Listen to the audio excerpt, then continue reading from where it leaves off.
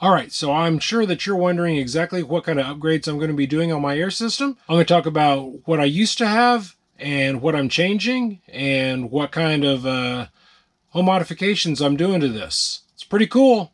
Stick around. And since everybody always wants to know what components I use, where I get them, I'm going to put a link in the description down below, so look there.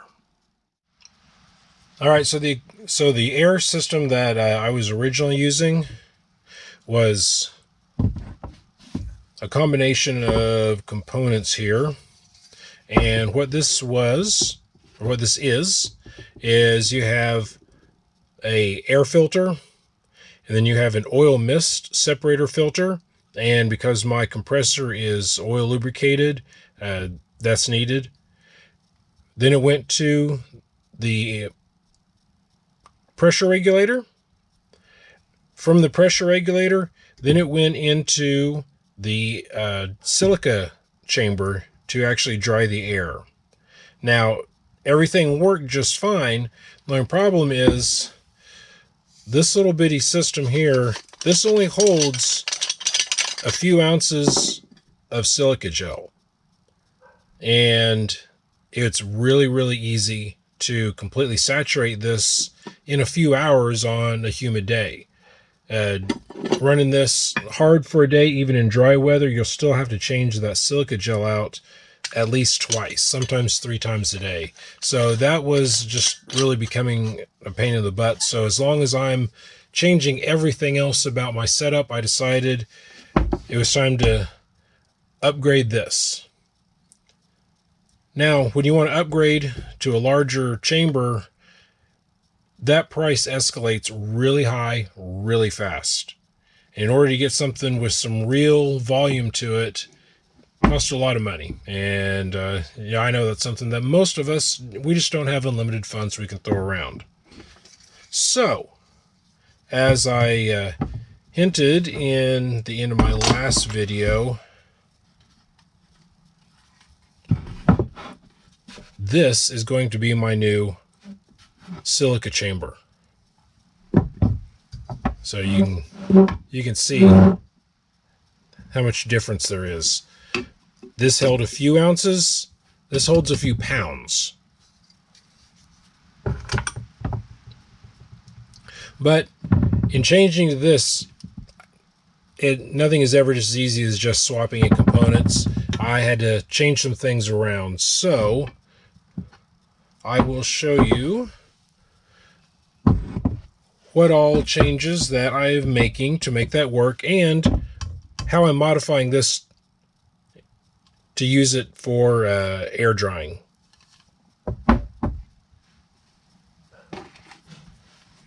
Now this was these components came together in a set, and I don't need a pressure regulator before getting to the dryer. I need a pressure regulator after the dryer, but I also need a filter. That way any kind of particles or anything that may come out of the improvised silica chamber get filtered out and don't move on into the system. So what's going to happen is the air will come into the air filter. It'll come in. This also eliminates a lot of moisture. This will separate out any oil mist and any remaining water mist. From there, it goes into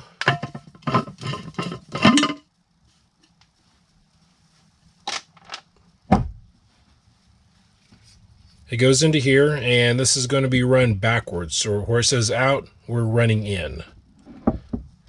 Then from that going out, because we need a filter, in order to buy, I wanted to just buy a filter, but just buying another filter element was basically the same cost as buying a combination of filter and pressure regulator. So we just have a combo unit, and that is going to go right there.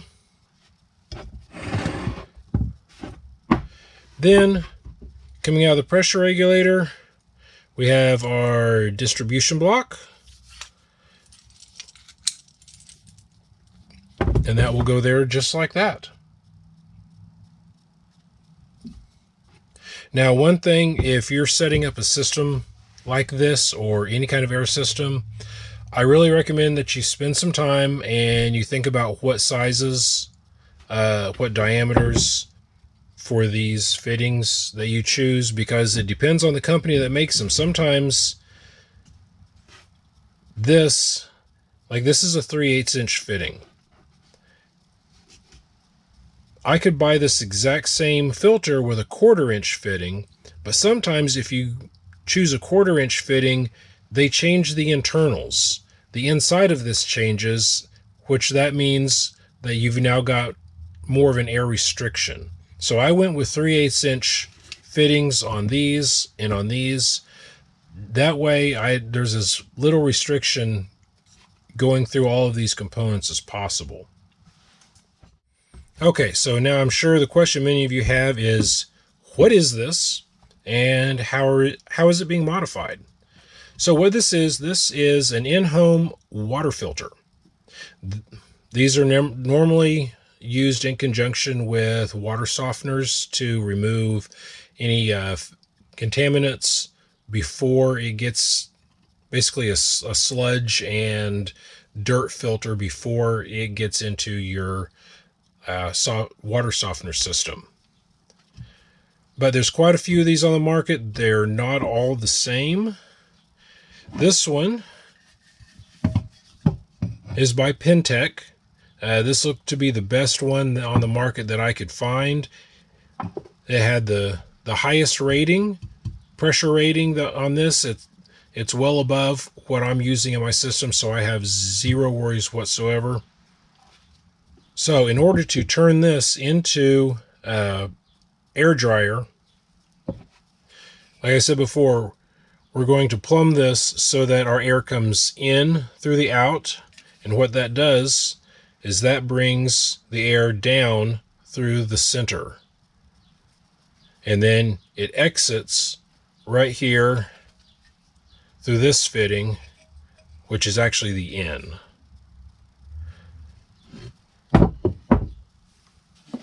So what you need is you need some 3/4 inch PVC and 2 female slip joint connectors. They're just like this on both sides.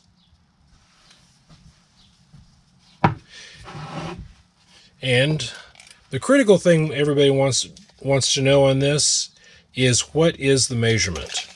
I'll show you. The measurement on this is exactly 10 inches from end to end for the way I have it set up. And I'll show you exactly how that could change a little bit. So your 3/4 inch pipe piece, that pipe actually stops right there about halfway in each one of these. So your pipe length is going to wind up being 8 1/4 inches.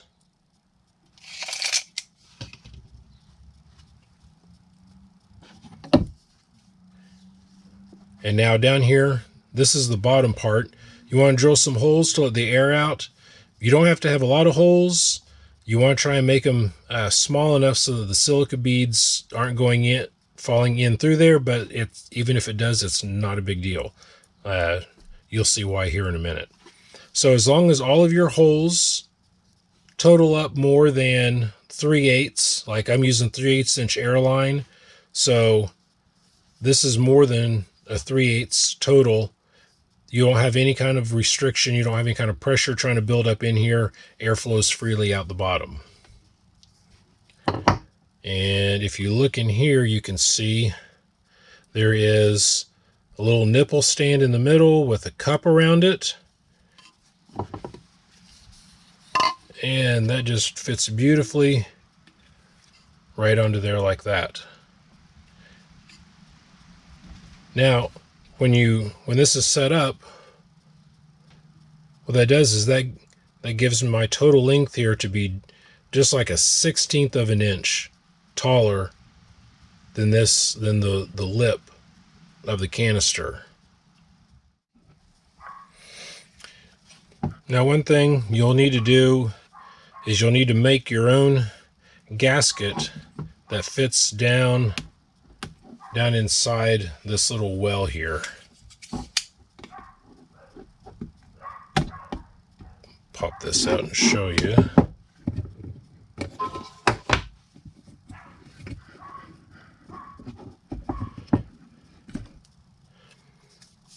It's not pretty, but it doesn't need to be. What this is just a piece of 1/8 inch rubber packing sheet. Came from local hardware store, home improvement store. You should be able to find this. And just cut a piece out. You can push it down on here, push it down, turn it a little bit, and you'll have a little bit of score right there, and that'll give you a line to cut out. You can push it down, do the same thing, take it off, and that'll give you a score line to cut right along there. And it doesn't have to, like I said, it doesn't have to be perfect, because all this is doing is to provide a little bit of resistance for your air tube, so that when this system goes together, get that pushed back down in there flat.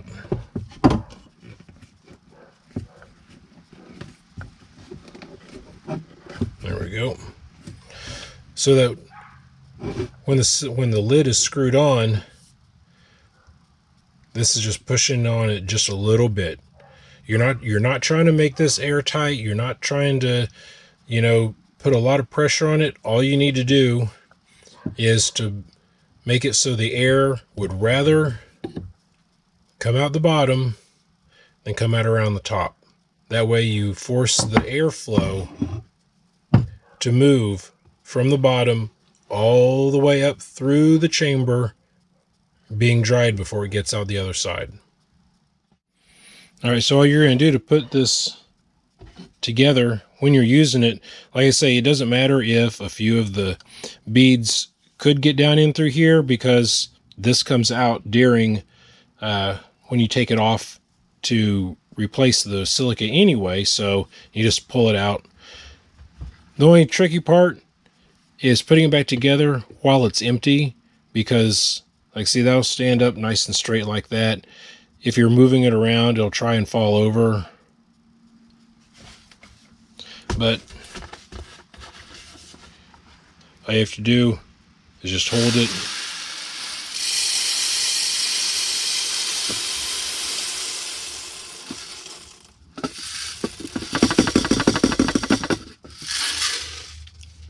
Pour your silica gel in, and see, once this is full, that'll hold nice and straight in place.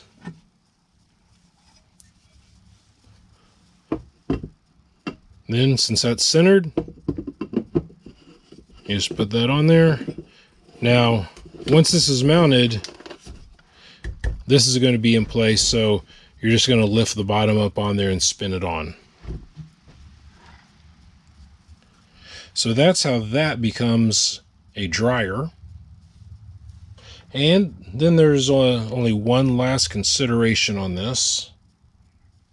Okay, because your output is completely open here, you just want to make sure that you're not going to accidentally blow any of your silica beads out whenever you charge the system and turn it back on. So any kind of material that freely lets airflow through it while still blocking large particle things is going to work. What I'm using is this is just a stainless steel scrubber pad. I just tear some of that off and shove that into the hole, and you could even stuff it down into there if you wanted to do it that way. That way it's just a physical barrier to keep any large particles out so they don't accidentally clog up your your filter going into here.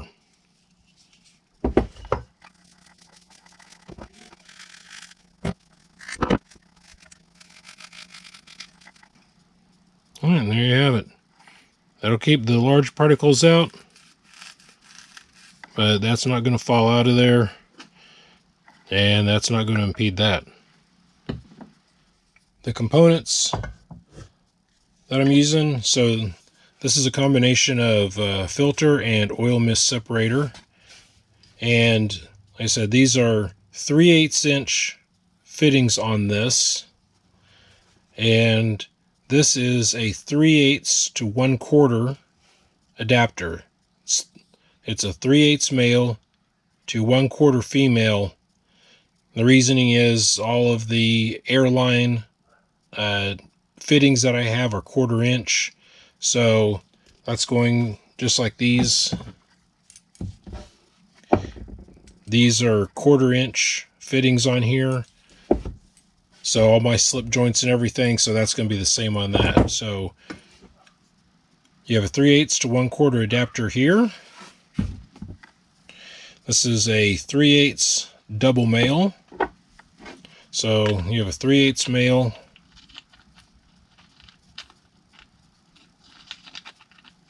there we go, get that threaded in there.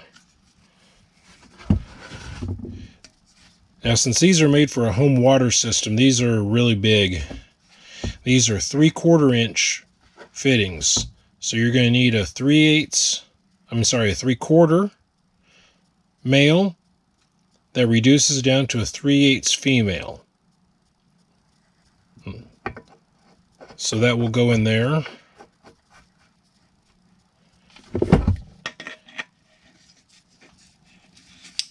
There we go.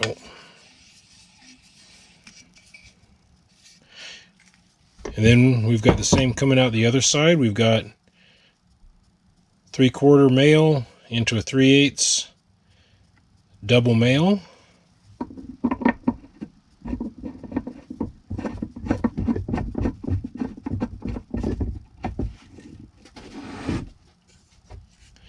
That's going into the 3/8. And make sure these always have arrows showing the airflow direction. The air has to come in here. These can't be run backwards. So air has to go this way. And it's the same on these. There's an arrow, there's a direction arrow saying which direction the air has to flow through.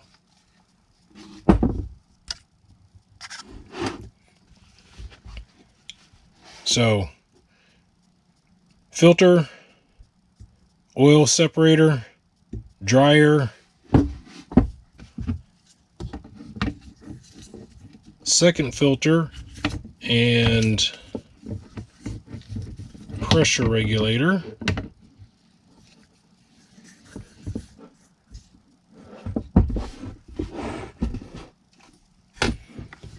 And then coming out of the pressure regulator, we've got another double 3/8 male, and that is going into my air distribution block.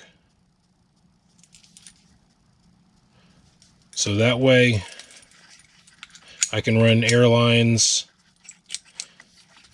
Now this is a 3/8 inch input.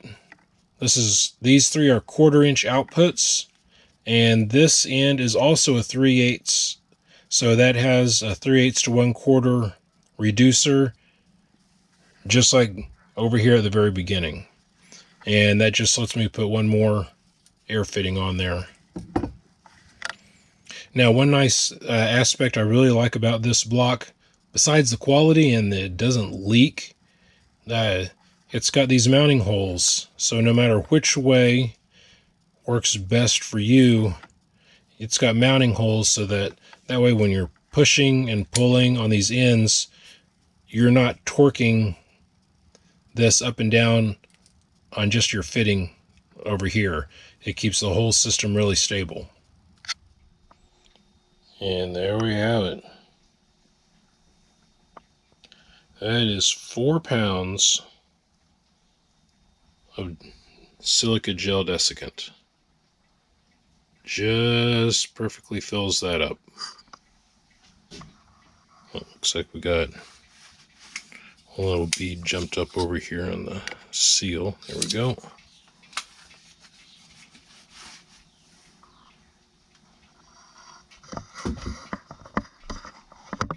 I got my hand placement here. And here we got everything mounted up.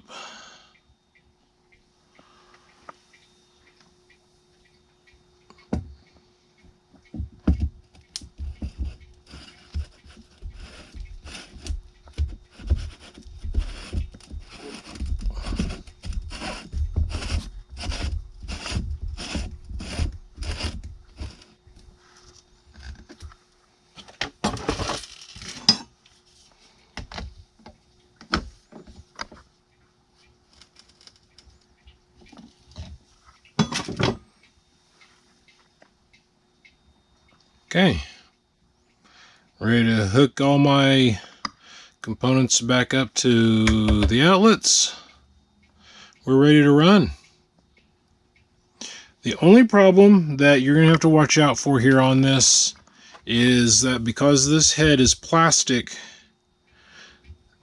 the machine tolerances for those threads going in here is not perfect. So you're going to need a lot of thread tape, maybe some pipe dope, something in there that's going to fill those spaces up and help keep it from leaking. I've got a little tiny air leak on this side right here.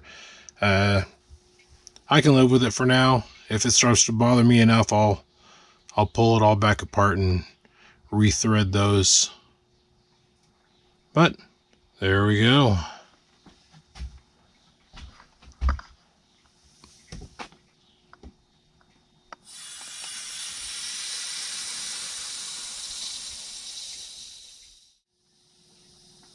Thanks for watching. If you enjoyed this video or if you learned any helpful tips, then please make sure to give this video a thumbs up. That helps the good old YouTube algorithm in there. And to make sure that you stay up to date on all my future videos, make sure that you hit that subscribe button. Alrighty, more videos coming. Thanks for watching.